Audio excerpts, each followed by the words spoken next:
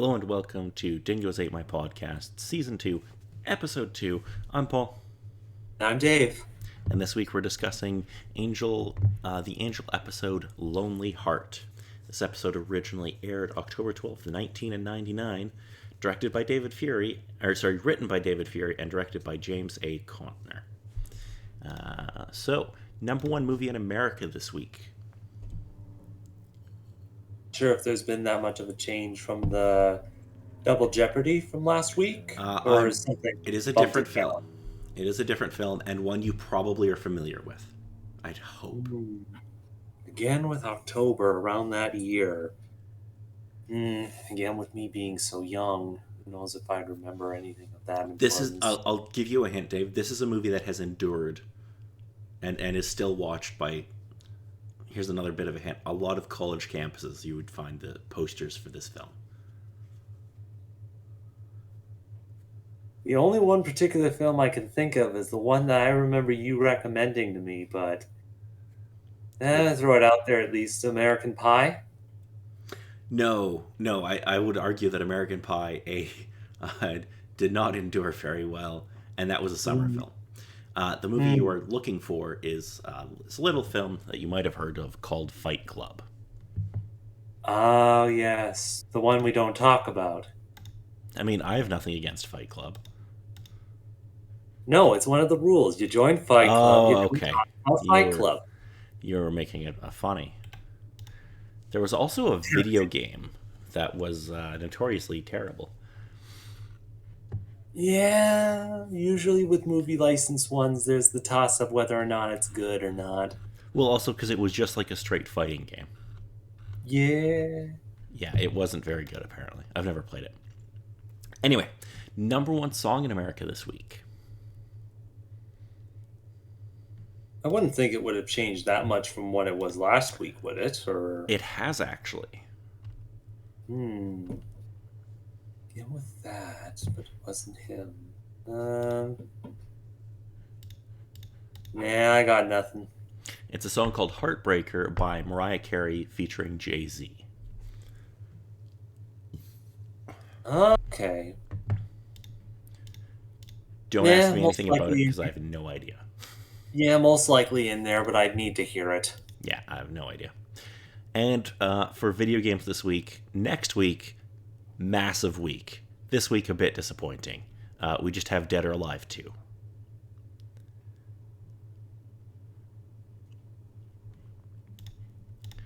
No, that's that one that's now.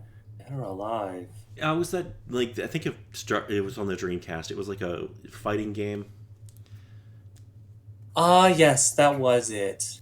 Yeah. I think I'm getting that confused with one of the other ones. There were a lot of those kind of... Yeah, it was Dreamcast, and I think it eventually got ported to PS2. But next week... Oh, there are two big ones next week, Dave. Both games you are definitely familiar with. I wouldn't be surprised. Oh, trust me, these are cherished childhood memories. But we are not there just yet. That's true. Yeah. There's still this episode we gotta get through. Yes. So, this episode, Angel Investigations looks into a series of killings linked to a LA singles club.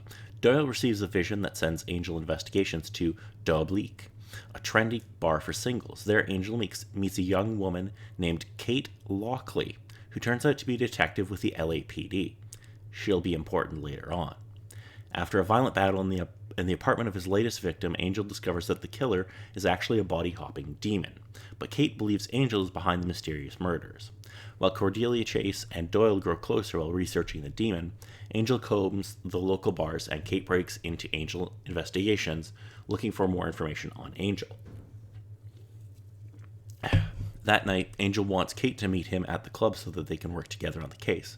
However, before he arrives, the bartender, now possessed by the eviscerating demon, hits Kate with a bottle. Angel shows up just in time, and the demon flees into the night. Kate and Angel are able to track down the demon. Angel throws him into a burning trash can, and when it rises again, Kate shoots it with her gun. Kate admits that she never suspected the bartender as the killer. and Angel decides to let Kate believe what she will believe. He hands her his card and disappears into the night, saying that if she ever needs help, she just has to call. Back at Angel Investigations, Angel suggests that the gang hits the bars for a night out to prove that he wants to be friends with his employees. Cordy and Doyle, much to Angel's relief, turn him down, though obviously understanding the weight of Angel's gesture. Because Angel just wants to sit in a dark room. Yeah, yeah. It sounds much better than what he's been doing throughout the weeks and so for doing the searching. It's very funny watching Angel go to like bars and try to act like a normal person. Yeah, yeah. He has rusty skills.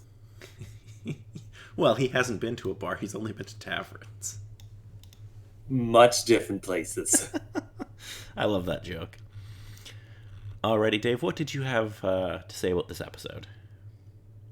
No, at this episode, it was definitely good. Kind of getting a bit more of the style of everything, but also a bit nostalgic with Cordelia and the name is escaping me.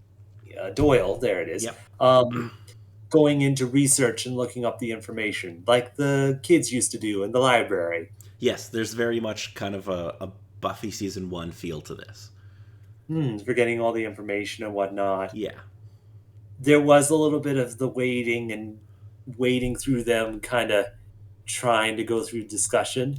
But at the very least, it was very nice to see Cordelia still has her skills to immediately read people just from their appearance. It's very funny. You see jazz hands over there? I love her description for everyone. Like, they're very funny.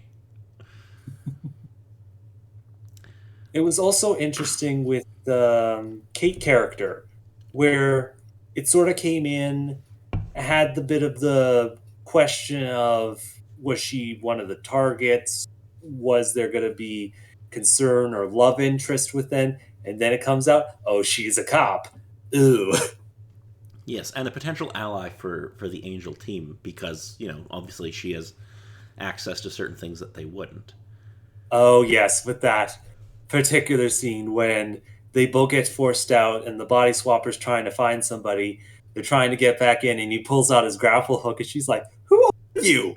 Shoots and them, then the beam immediately falls down. It's so good. breaks down, is like, "Oh, that's not going to work." And she's like, "Well, forget this." Takes out her gun, shoots the lock. Yeah, it's very good. Okay, so this wasn't originally going to be episode 2. This episode was written somewhat in a rush because the WB rejected the original concept for the episode. Ooh, nuts.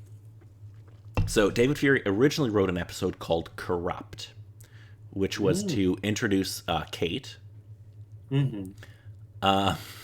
However, it was much, much darker. Kind of diving into the case of corrupt police business and other sorts of things like that. Not really. However, in Fury's first script, Kate had a crack cocaine addiction and worked undercover as a prostitute. So that was the original. The producer would later say that it was a little bit too hopeless, a little bit too grim. Yeah. I would not disagree. That was apparently the script is floating around online and you can find it, so I might have to take a look at it. So international titles. Unfortunately, this isn't a terribly good week for us. Again, it kind of easily translates in most languages, so they didn't have to get creative. Yeah, so there's only 2 listed on the website here. One is German, which just translates to Lonely Hearts. Boring. However, the French know what's up. Oh, yeah. The French, I don't know how they came up with this, but the French title is Angel Teams Up. I mean, technically he does. It still kind of works. I'm mostly just kind of questioning what would have been the case if they did kind of went with the specific title. I don't know. Either with that or... Most likely some reason they could supposedly explain. Yeah. Alrighty. So, if you have nothing else about this episode, next week we'll be discussing the episode In the Dark. As most of the show is taken, because vampires. Yes, but oh, it's gonna be good because we're getting two big guest stars. Okay. We're getting Seth Green as Oz, As I'm pretty sure it probably would go. and we're getting Spike. Because of course we get Spike. Angel's going to receive an unexpected visit from Oz, who delivers a gift from Buffy, a mystical relic that renders the owner unkillable, not by stakes, not by fire, not even sunlight. But Oz is followed by Angel's arch nemesis Spike, who's determined to fight Angel to the death for this power. Mm. It's going to be good. No, that pretty much makes sense. It should be interesting. It will be. And, well, some other stuff. But we'll get into that later. Yes, yes. So, if you have nothing else, I think the only one other note I have here is it is the question of how much Doyle is going to try to go for Cordelia before it's either a lost cause or she discovers that he's a part demon. I hate to break it to you, Dave, but Doyle isn't going to be around very long. Mm. Well, at the very least, there's going to get rid of that bit of cringe moments, but also mild sadness. Yeah, he's not going to make it through the first season.